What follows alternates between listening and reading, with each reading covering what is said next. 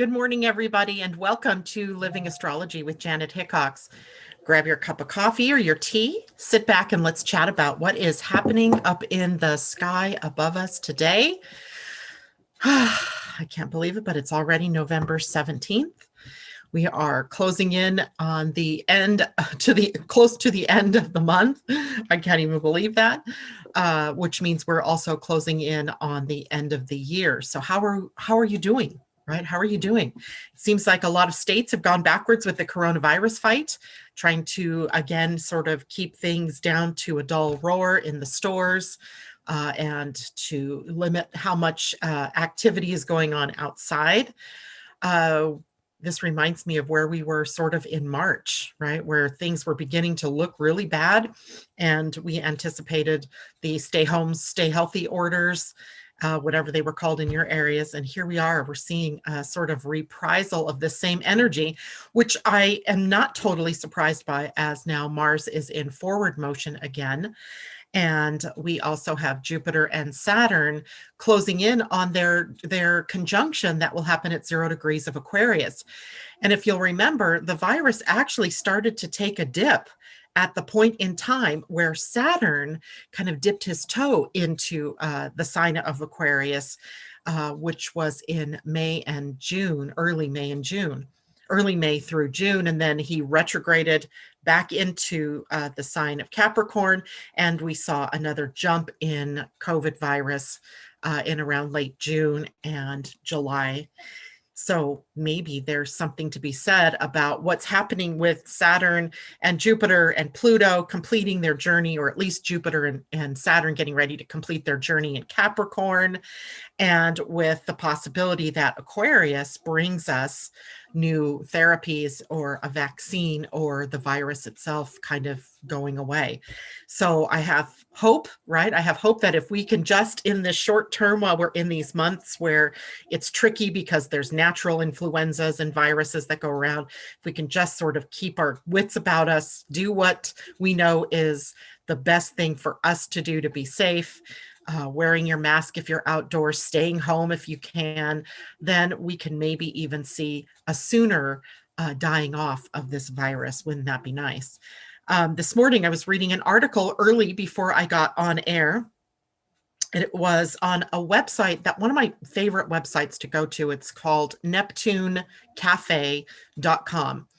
And sometimes the writing on the site is a little bit heady. It's a little bit astrology speak. But today he was talking about, or I think on Monday they post new articles. He was talking about an asteroid named Hygeia, which represents our health.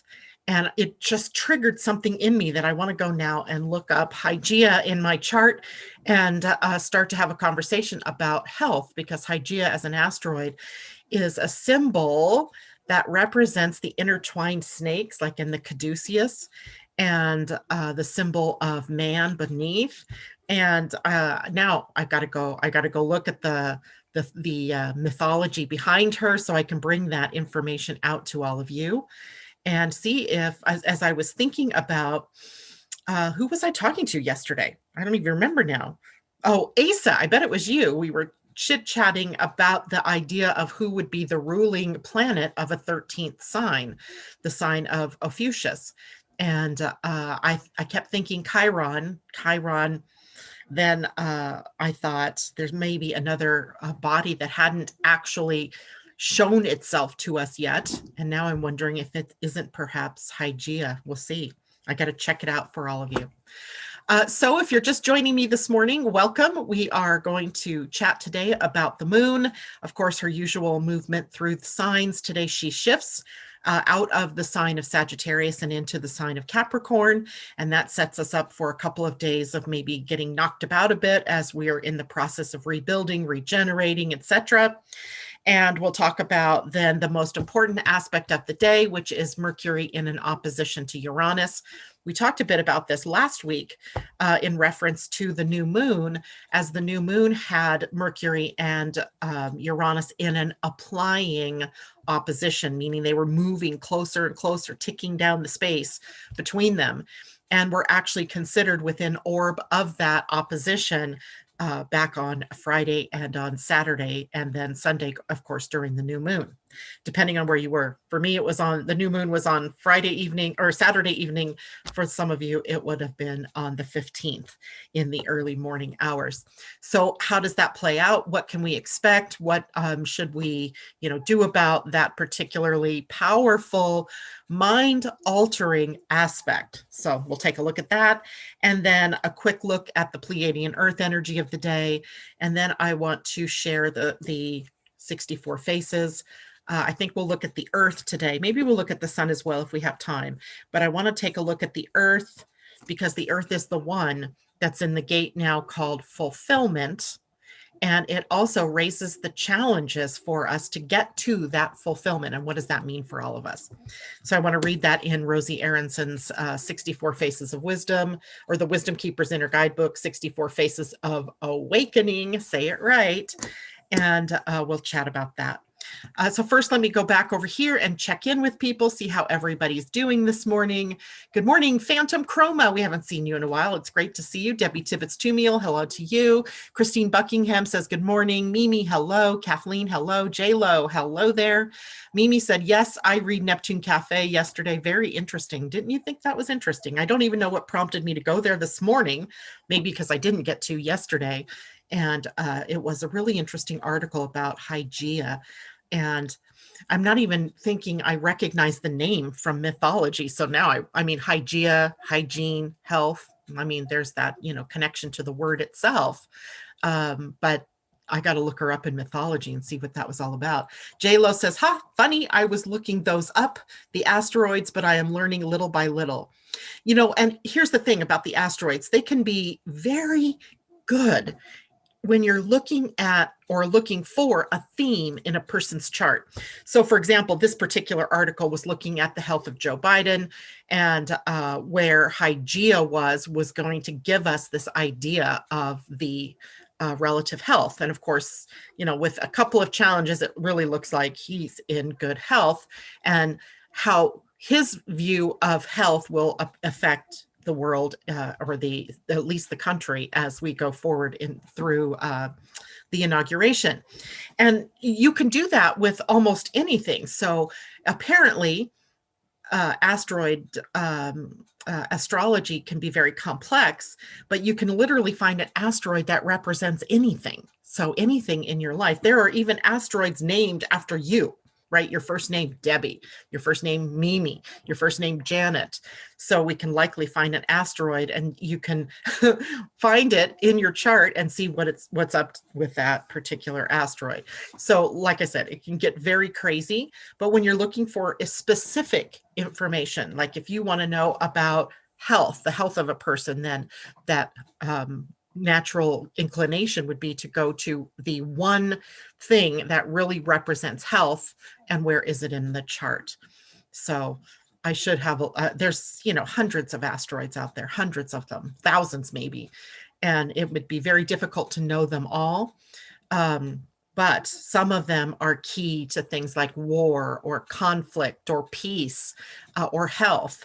And you can look those up individually. So I just follow the lead where it takes me. So that's where it's going to take me. And I'll take a look and see what that means for all of us. Good morning, Leilani, and good morning, Asa. Great to see you. Leilani says, I like the magic asteroid, or maniac asteroid, not magic. See, my mind wanted to see magic, and you were on the maniac. There probably is a maniac asteroid. I don't doubt that in the least, as these asteroids are named after, everything, right? So funny stuff.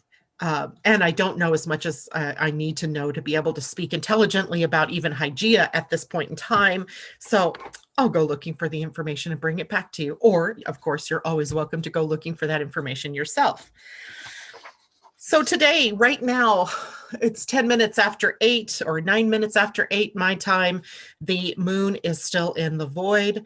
She will break that void at 8:35 my time, and she will then be out of the sign of Sagittarius and into Capricorn. I feel like I didn't even really get to experience her in Sagittarius, at least not with any consciousness, because I didn't even realize she was in Sag until yesterday morning. How funny is that? So I feel like I got cheated in the Sagittarius time or area of my life. But isn't it interesting that something that I want to go delving deeper into showed up in the last degrees of Sagittarius moon, which is now at 29 degrees. My own sun in Gemini sits at 28 degrees. So that sets up an opposition, something I don't know that I need to go out and find. I love it. So sometimes those things happen in the right and perfect timing, even if the moon was in a wobble. And I'm telling you, the moon this morning in this waffling, wobbly, wandering time really got to me, because it was 7:20 and I suddenly realized I hadn't really even put much together about what I was going to talk about today, because I was doing other things that I probably shouldn't have been doing first thing in the morning. It was too funny. So today luckily was a light day, so it didn't take me long to put this together.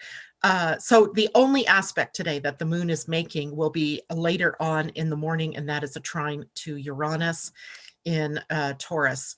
So Capricorn to Taurus means element of the same kind, earth. So we have an earthy quality to the day as time goes on.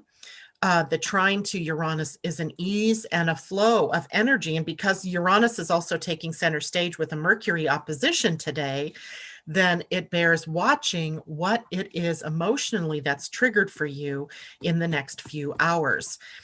Because as that trine gets stronger, the Mercury opposition to Uranus is getting stronger at the same time. And what is that bringing to you? So let's take a look at maybe what some of the themes might be in Capricorn, and then we'll dive into what the Mercury opposition to Uranus might bring us, and maybe you'll gain some insights. So, of course, every time the moon changes signs, it changes up the emotional atmosphere, let's say, the things that we're focusing on. Because we're emotional beings, we are following the moon, because the moon is representing how our emotional well-being, our emotional health, or the emotional atmosphere, if you will. So today, the emotional atmosphere gets all business-like as it turns into the sign of Capricorn, a sign of business, a sign of government, a sign of structure and form, a sign of doing things in a very stepwise progression, following your goals, and achievement and success all fall into the sign of Capricorn. And so the moon's connection here would be the emotions that we feel around such things. So the first area of concern is time, as Capricorn ruled by Saturn, who in Roman mythology was Chronos. Time rules our future needs, not the future itself, but what we might need in the future that we have to take care of today, right? So our future needs, for example, retirement, or facing your old age, or creating, if you're just building a new family, right? You've just maybe gotten into maybe early motherhood, and now you need to build this foundation that is going to be secure and stable for your children. So timing, right? Wherever you are in your life, looking at what the foundation is, how stable is it, how secure is it, and how can we, make that stronger as we move forward into time. Now, mostly though, this rules time in the older end of things, so older age, retirement, etc. But if you want to apply it to where you are currently in your life, there's no harm doing that as well, looking at what can make things stronger for you to move into a future.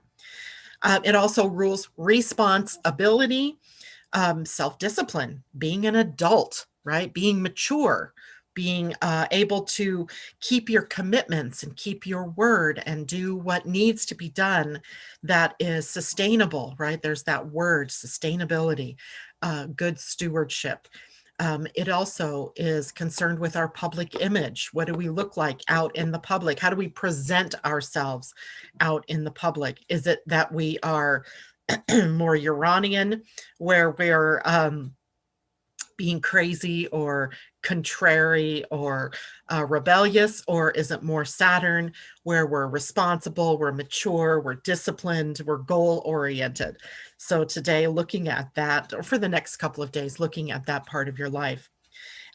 Capricorn is also a sign of goals. So our ambitions and our drive to move forward, to achieve through hard work, through professionalism, and through being there, right? Showing up, doing your due diligence, right? Taking the steps necessary to move forward toward your goals in order to get another thing that Capricorn rules, which is success, right? There's this karmic nature of Saturn, and we often, as astrologers, talk about him in the more negative aspect of karma, sternness, doing what you have to do, responsibility, discipline, building a foundation.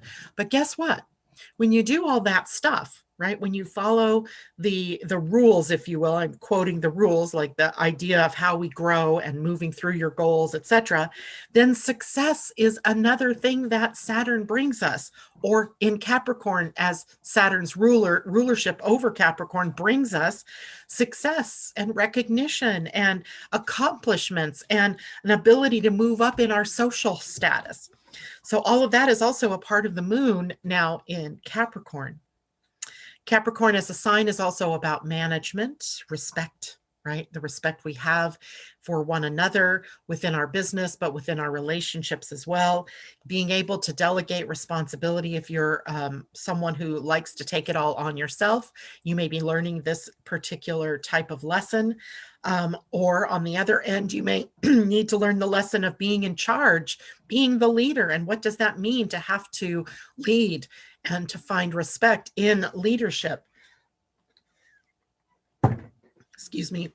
It's been chilly, so we've had to turn on the heat finally. So the air is drier. So sorry about that.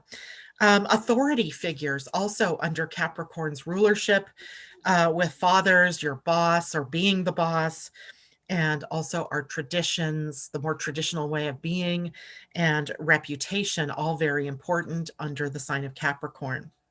Now, as always, there's always the negative, right? The possibility that we might express in the negative, which in the sign of Capricorn might be in being overly or excessively controlling.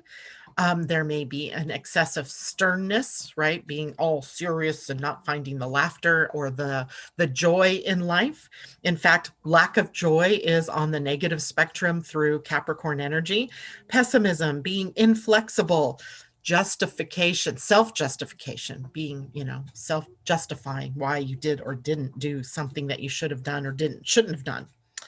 In the body, you can see the connection to form and structure in Capricorn and Saturn because of the rulership of the bones, the joints, the connective tissues, so your ligaments and all of that. Conditions such as arthritis or gallbladder disease come through the sign of Capricorn because of Saturn being the ruler here. As well, the knees as a structure, right? They really form the structure of all of the things that we're able to do in walking upstairs, walking downhill, walking uphill, just supporting the weight of the upper body, all falls to the joints there in the knees. And then as well, the skin, right? The skin as the structure that holds it all together, right? What would you be without your skin? Are in the rulership of Capricorn. So the reason that we look at these particular things in the body is because you all have Capricorn somewhere in your chart. And you can see that these connections sometimes, if you're starting to have knee issues, then you can look to Capricorn or to where Saturn is in your chart. And the fact is that Saturn has been running through Capricorn, a sign he rules now for almost, 2.5 years, is preparing to leave that sign.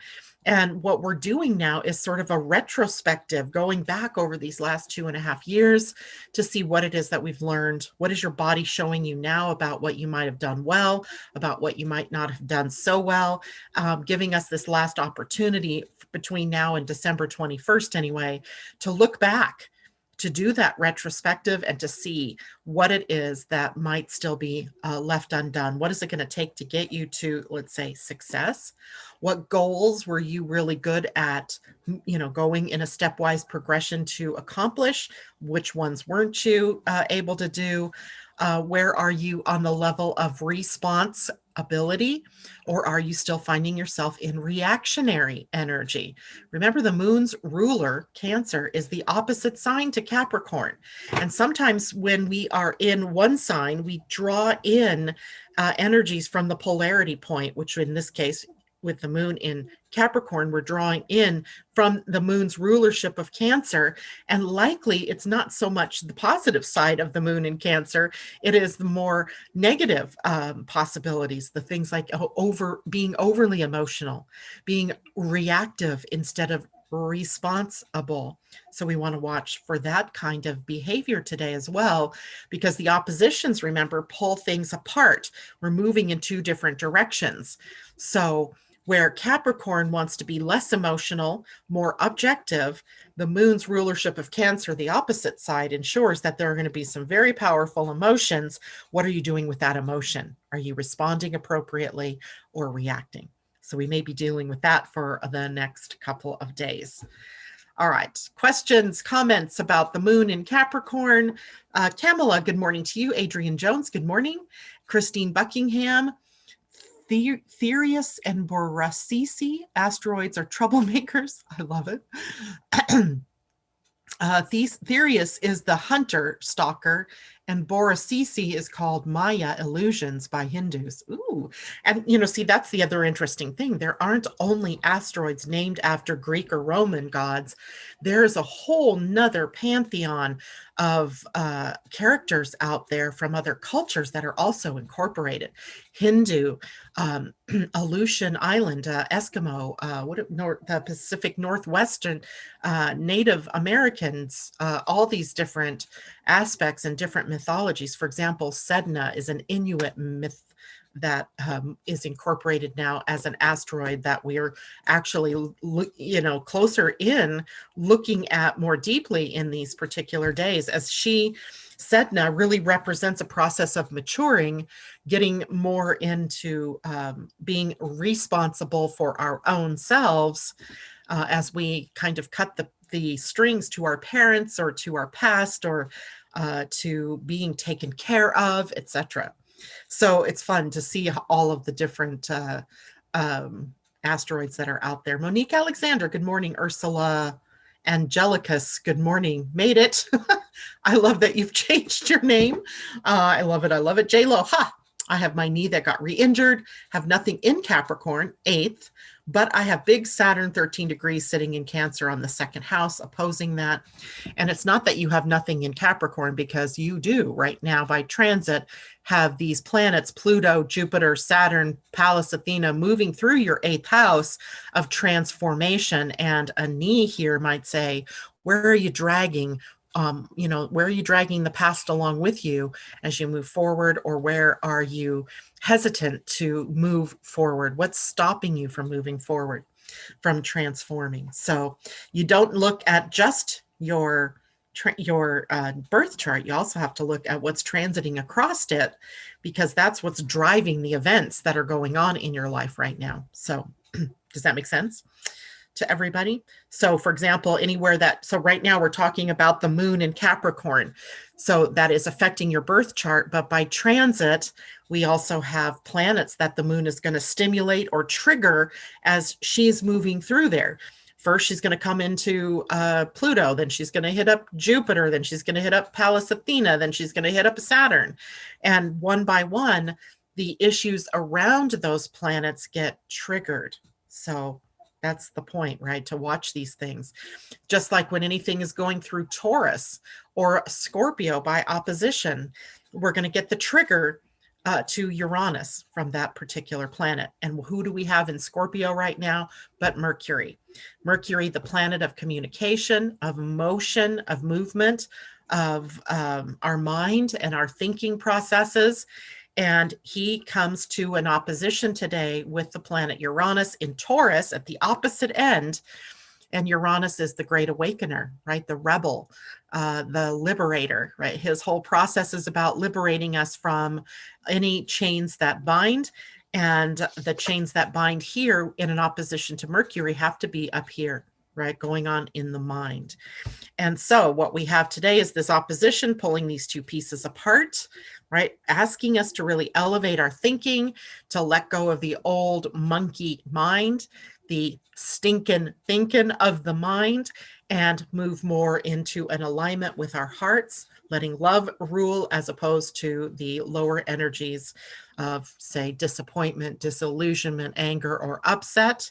So today, in this opposition, at least for some people, this may be a day of confrontation, right? A day of communication that pits us one against another, right? Where one person in a set mind, a mindset that won't yield, right? A defined ajna, a defined head, against the openness, right? The open-minded, the possibility of the future, the possibility of what comes next.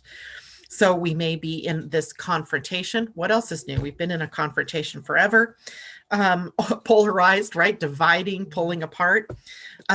Today, the challenge may be to think more clearly, to think more quickly, to be able to see our options, to see beyond the rhetoric, to see beyond the words, to see into the potential, the expression of the future, to make more connections to new ideas, turning what you normally think upside down, shaking it up first, maybe, turning it upside down, and refusing to go down the path that you've always gone down, right? This is that gate 64 or gate 6124, where we are in that channel that's connecting the head and the ajna, right?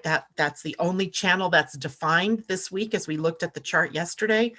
And what we see there is psychotic thinking, right? Psychosis at the gate 61. Instead of tapping into the wonder and the awe and the possibilities, we tap into what we think. We get caught up in our own minds and in our own thinking, and we refuse to yield, right? We refuse to yield because we can't see beyond the nose, right? We can't see beyond.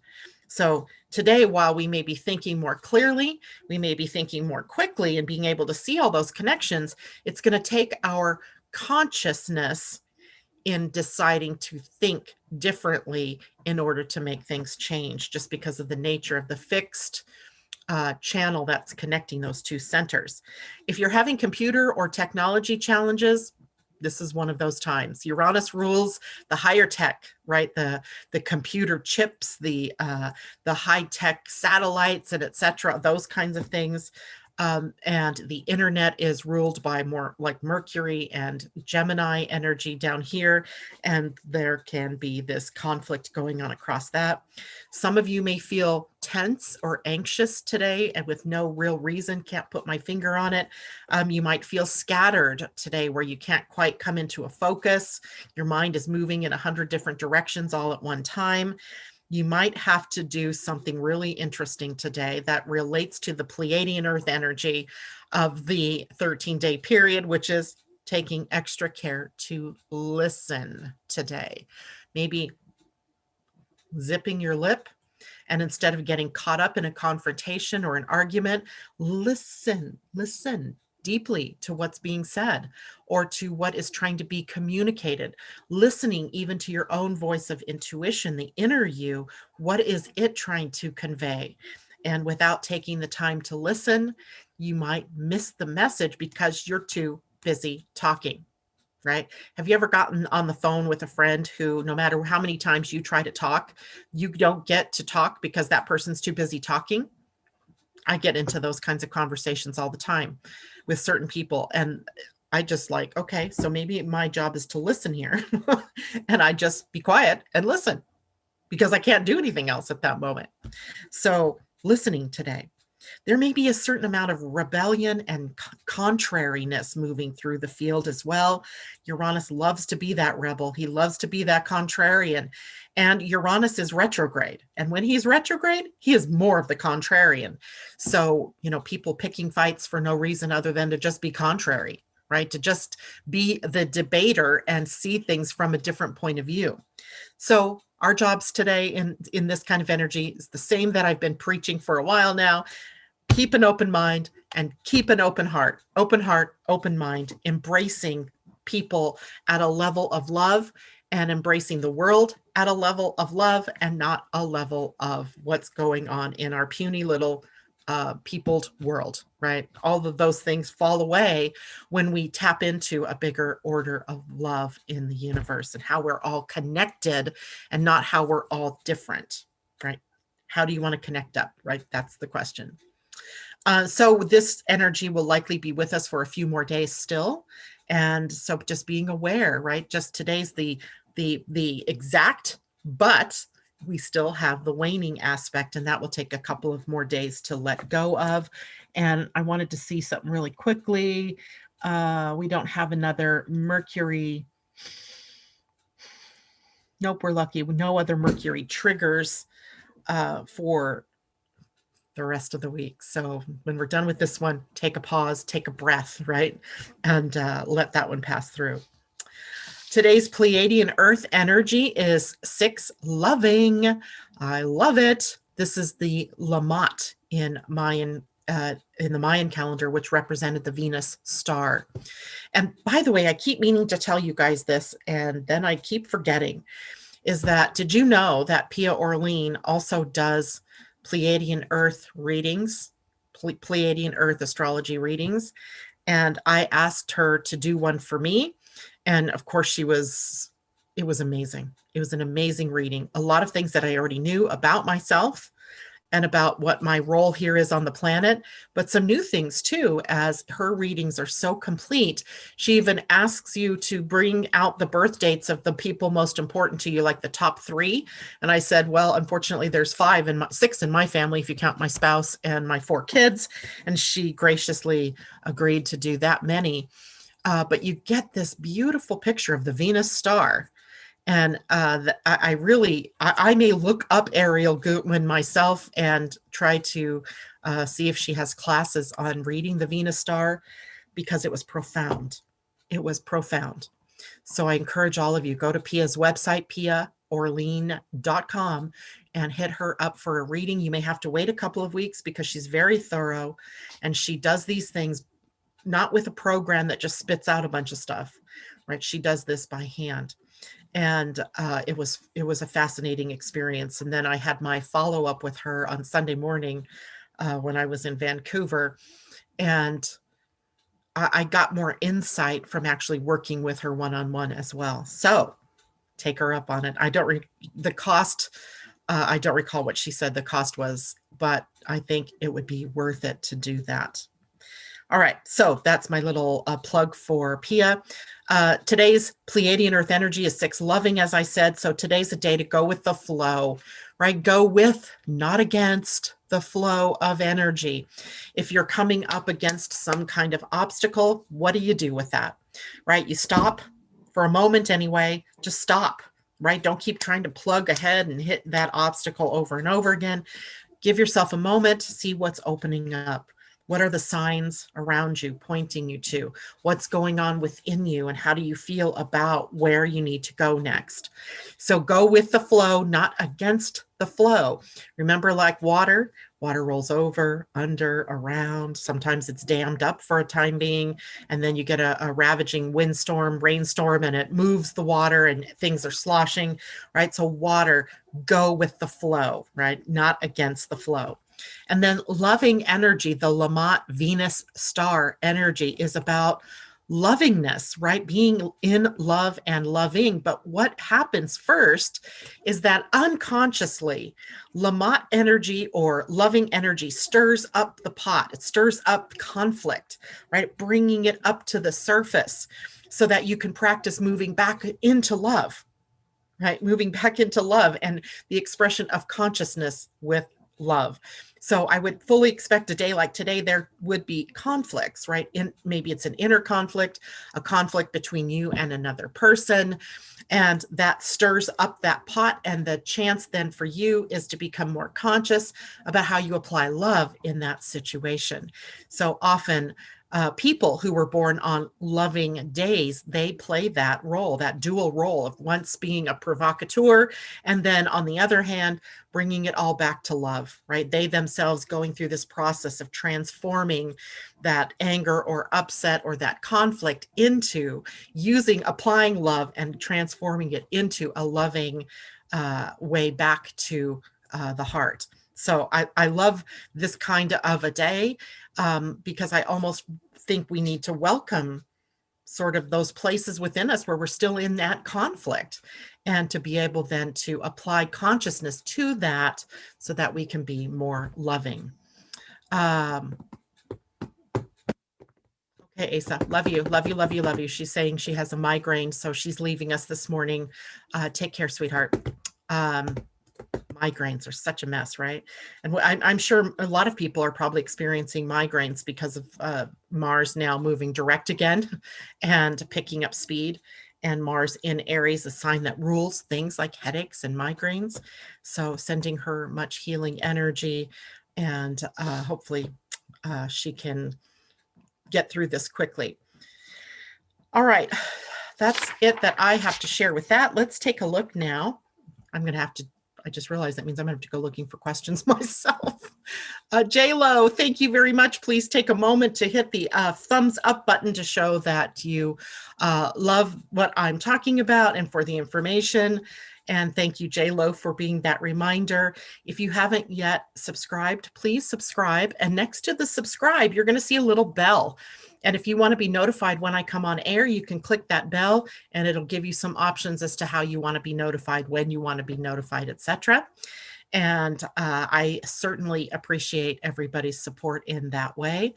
Let's see. Ursula says, yes, it's still me. Haha. I'm claiming my inner shift. I'm super excited about next steps. Nice. I love that. Christine, is the reading by phone? I did mine by Zoom, and that's because I'm very comfortable with that. Now you have to remember they live on the island of Cyprus over in the Mediterranean, somewhere over there. And so time zone wise, she was at 5 o'clock in the evening while I was at 7 o'clock in the morning. So there's a time, chunk that's different there. And I don't know about phones in that respect then, because that would be, if you have long distance, perhaps that works. I don't know. Sorry. But she does do by Zoom, and Zoom also has the ability to use phone. So you could look at that, Christine.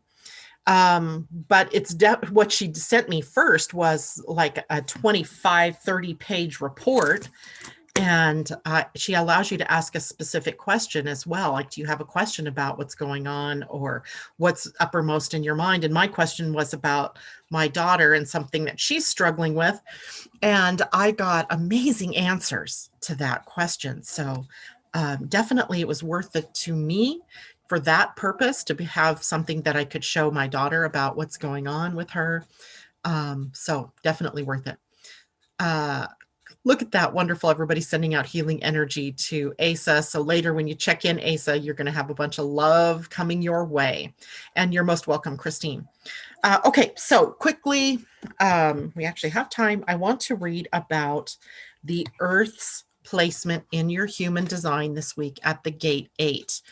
I find the gate 8 to be a difficult place, right? A difficult place. It sits on the throat center, and its energy is coming up to the throat from the gate 1, which is where the sun was at last week. And that energy comes from the soul, right? It's coming up from the soul and it comes up through to the throat. But it is a place that could be highly vulnerable for people, vulnerable to criticism, vulnerable to, you dip your toe in and maybe you get some kind of blowback or some response from people that you didn't really expect. And now you feel criticized or judged, and you tend to come back in and crumple up. And then maybe you dip your toe out there again. And so this is a process then of really owning your contribution, because that's what that's what this gate is all about, is wanting to make that contribution, to be able to find fulfillment in contributing to the world, or to the to something, to an organization, or to the family, whatever it is for you. So I find that when the earth is sitting at that particular gate, then we are calling into question each individually about our individual contribution that we're making to the planet. So today, then, the earth at the gate 8 is in the shadow of mediocrity. The gift is style, doing it your way. And the siddhi is exquisiteness. And it says, style is more than skin deep. It is the cutting edge of creation itself. Here's the wisdom story. When I was a little girl, I sang everywhere, and I went all, and let's start that again. When I was a little girl, I sang everywhere I went and all of the time. I was so full of music, it just burst out of me. My mother raised me on her own. She was deaf, so she couldn't hear me sing, although she could see the surprised and offended looks on people's faces when we went out together. She herself had worked so hard to fit in that she felt embarrassed by my singing and worried for me. So she shushed me when we went out and put me in a school where singing was forbidden. I instinctively understood she was trying to protect me, and I loved her, so I learned to swallow my voice and blend in. Remember, it's on the throat center. I became just like everyone else, a pleasant student, an unthreatening classmate, an obedient daughter, and a model of mediocrity. I followed all of the rules. My teachers liked me. My mother was proud. And as a young woman, I had everything I was taught to want: a respectable and substantial place in the world, manicured nails, the latest fashions, a respectable job. But it was all artificial. When yet another marriage fell apart, I couldn't deny the truth anymore. I wasn't happy. I felt trapped, almost wooden. On the surface, my life seemed shiny, but it was flat. Nothing truly glowed until I found myself walking past a park that was filled with all kinds of people, the kind I normally avoided like the plague.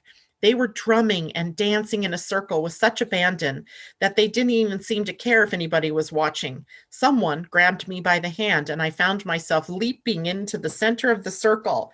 And the next thing I knew, my eyes closed, body swayed, and my own voice started ringing out. I felt alive again. I was too happy and terrified to hear the applause. That was long ago. It took me many years to integrate the courage I experienced that day, to work through my fears of both succeeding and failing. Now, of course, I sing everywhere and all the time, whenever my rebel soul moves me to, and I think just as freely as I sing. My gift to you: I have a hunch there is a voice in you longing to be heard. I am here to encourage you to stop worrying about blending in. Dare to be an original. Don't just follow the trends. Be a rebel with a cause. Embrace your own style and let it come from deep inside. When I see you doing something that others may think is crazy or too much, I know that you are as sane can be. Maybe there are people who won't stick around. I understand how painful that can be. I also promise you there will be others who will be so inspired by your style that they'll catch the authenticity bug. So please get comfortable with being a fringe dweller. Trust that the world will catch up with you in its own good time. No matter what your passion is, give it some air, set it free, and expect nothing less than exquisiteness. I love it. Here are some questions for contemplation. In what ways did you learn to blend in, to be like everyone else? Where are you still blending in, but secretly wanting to leap out? What would you do if you weren't afraid of what others would think of you? Is there a risk you've been longing to take in service of a passion, but you've been afraid of failure or success? What is your fear? Where can you receive support and encouragement? And how can you coax out your individual creative style? Complete this sentence. When I am in my exquisiteness, I am blank. Repeat as many times as you like and write what emerges in your journal. Oh, fantastic. Gotta love the gate 8. So the gate 8 triggering the earth, triggering the movement toward the sun, right? So I think I have time. If you guys have questions, you're going to have to wait for 1 second here while I go back. No questions. Good. Okay, so I'm going to go ahead and go and read the sun's placement as well. The sun is at the gate 14, the gate of competence, which that is the, oh, wait, I didn't show you the card, did I, guys? Oh my goodness. Here was the card of style, the get card for 8, style. Look at her. Lovely. Okay, now the gate 14, another face. That one really looks like style, doesn't it? His own unique path there. And that is the gate 14, competence, right? Competence is the gift.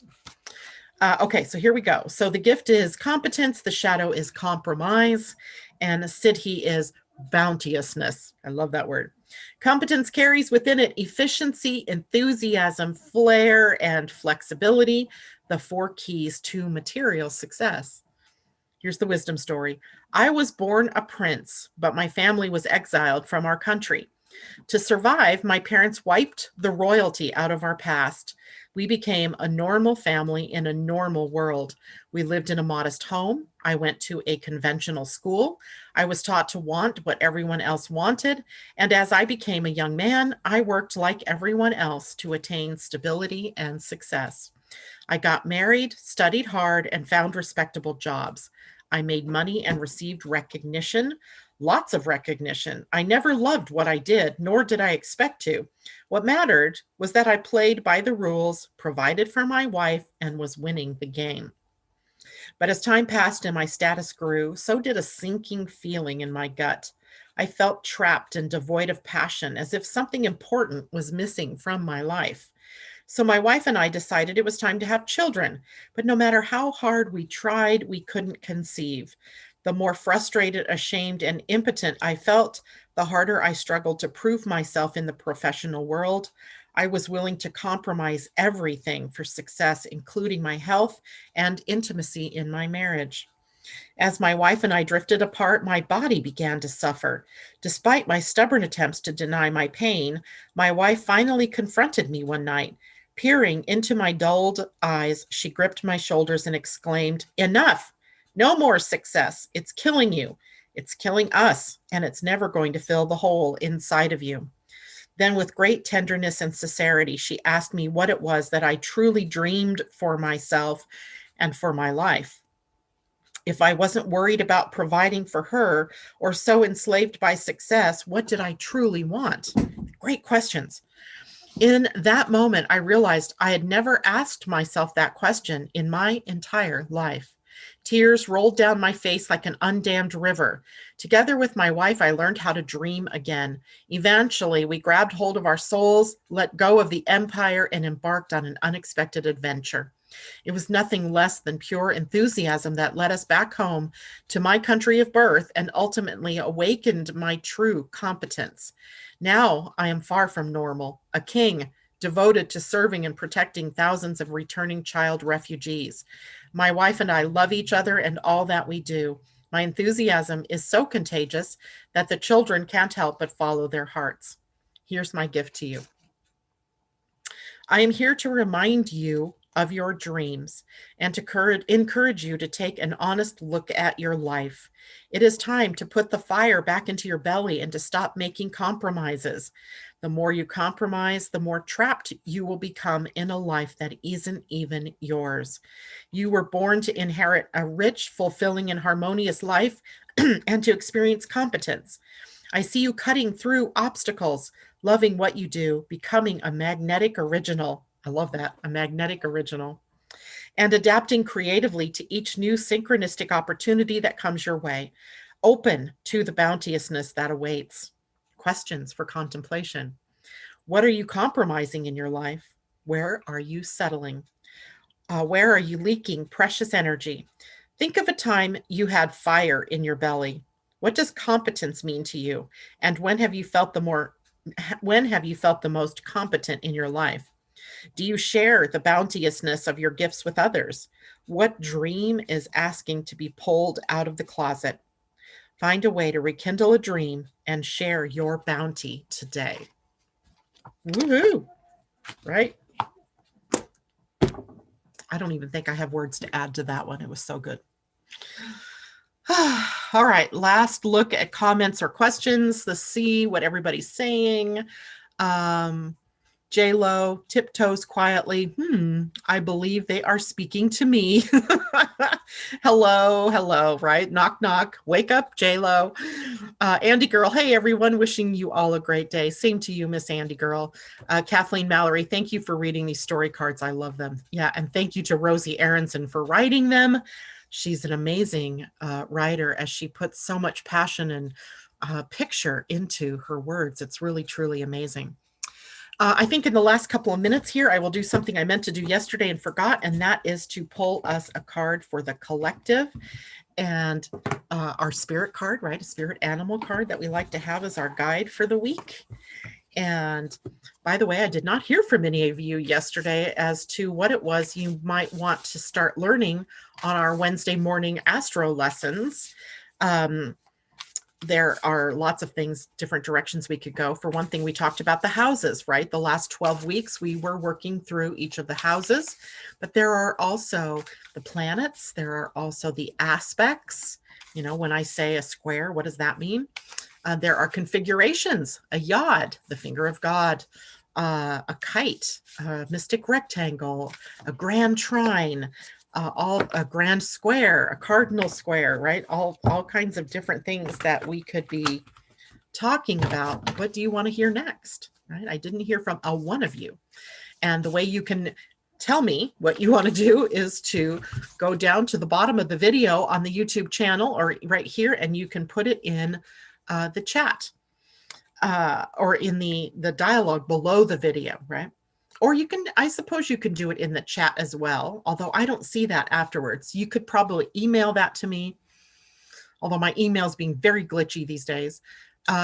Maybe the best way is to go to the Living Astrology community page and put it in there. All right, so the card, our animal spirit guide this week that I just drew was Dolphin Spirit that says, this and that are true. And it's card number 20. It came out upside down. So we're going to be reading the protection message, the dolphin spirit. Lots of joy there, I think, in the dolphin. Card 20, which makes it a 2.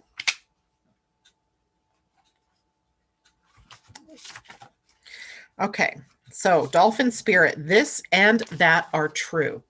And the protection message says, when you most want to be acknowledged as right, in quotes, and see others as wrong, in quotes, dolphin spirit appears as a reminder that the story of your suffering and righteousness is a little more complicated than you are admitting right now. Do you want to see things in black and white and be rigid in your ideas of what's correct and what is not? Release your rigidity and embrace the fluidity of life as you recognize the grays that remind you there are two sides to every story, an upside to each downside, and a blessing in every challenge. What you think is wrong may end up being right for you. So let dolphin spirit soften your heart so that you make the best decision at this time, playing with the possibilities that present themselves. Oh my gosh. Wow. That totally matches everything we've been talking about, including my keywords for 2021, which right now seem to be possibilities, going back to sustainability, and conscious connection, I think, is the next keyword. So there we have a great card for us to be a model of for the week. All right, everybody, that is it for me this morning. I'm going to go check real quickly, see if people here are saying anything. So JLo's vote is for the aspects, so we can learn to read our own charts. That's a cool one. That was the whole purpose, by the way, is to, you know, break down the chart so that you can read your own chart, so that you can understand me when I'm saying, and this is an opposition or this is a square. So maybe that'll be the next thing we do, go into the relationships that the planets might have to one another. So I'll wait and see what other people say as well. But that's a great one, JLo. I've been kind of thinking that that was the next direction too. All right, everybody, take care. I'll see you tomorrow. Remember, it is tomorrow's Wednesday night. I'm doing a final broadcast with Anea and Carol Ann on the solar plexus mutation. That will be at 5:30 p.m. West Coast time. 8:30 p.m. on the East Coast. It should be a great one as we kind of bring all the points together of what is going on in that solar plexus mutation. So take care, everybody. Have a great day. Christine says she seconds the aspects. Awesome. And I will see